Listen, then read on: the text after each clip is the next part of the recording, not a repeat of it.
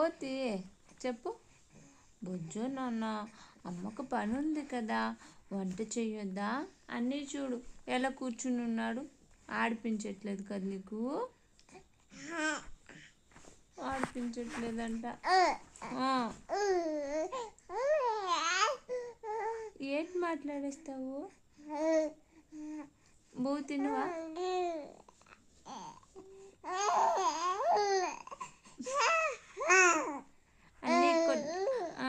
అన్నీ కొట్టేద్దామా?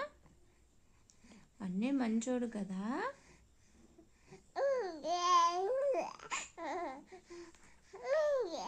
ఏదో మాట్లాడుతున్నాడు.